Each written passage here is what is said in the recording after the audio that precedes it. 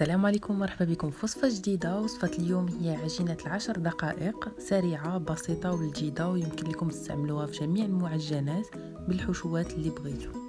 على بركة الله غناخدو 2 كيسان ديال الماء دافي،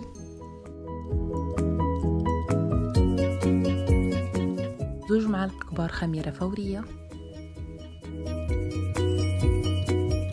معلقة كبيرة سكر سنيدة، 2 معالق كبار حليب بودرة نيدو،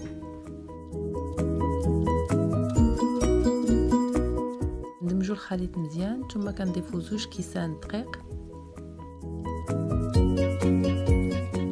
كنخلطوه مزيان حتى كنحصلوا على خليط متجانس، وكنغطيوه وكنخليوه يرتاح 10 دقائق. ينتفخ وكيتكونوا فقاعات. كنضيفوا ليه معلقه كبيره ديال الملح، 2 معالق كبار زيت الزيتون، وكنضيفوا 3 ديال الكيسان ديال الدقيق ولكن تدريجيا مع التحريك. حاولوا نجمعوا العجينه بيدينا بلا ما ندلكوها حتى كنحصلوا على قوام متماسك. كتجي فعلا هشه ويمكن لكم تستعملوها مباشره. نعطيكم بعض الاشكال اللي صاوبت. غنبدا اولا بالكورني. بعد ما طابو غنعمرهم جبن كيري مع الربيع والثومه بودره وجبن مبشور من اختياركم. كتجي حشوه رائعه.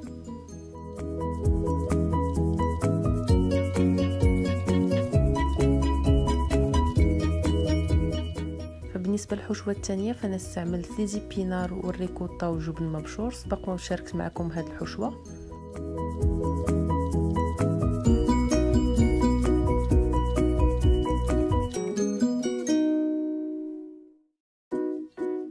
اما لي شوسون فانا عمرتهم بالكفته مشحره مع البصله والربيع والثومه وضفت لهم الجبن.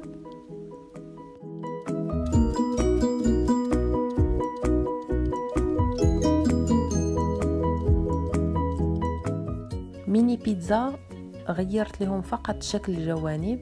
الا كان الحجم شويه اكبر يمكن لكم تعمروا الجوانب بالجبن كيجيو رائعين. وعمرتهم من الداخل بصلصه الطماطم والموتزاريلا. الحشوه الاخيره عباره عن بطاطس مسلوقه وجبن ملح وبزار وزعتر وتحميره. لكم ايضا تضيفوا فلفل حار حسب الرغبه. كنكونوهم على شكل باطو بحال البيدي التركي.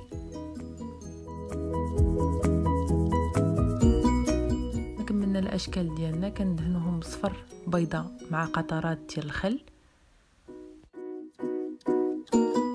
دخلوهم الفرن مسخن على درجه حراره 220 من 20 حتى ل 25 دقيقه بما تحمروا. عجبتكم الوصفه خليوا لي لايك باش تشجعوني، ولا اول مره تشوفوا القناه ضغطوا على زر الاشتراك وفعلوا الجرس باش يوصلكم كل جديد. شكرا على المشاهده، الى وصفه جديده ان شاء الله.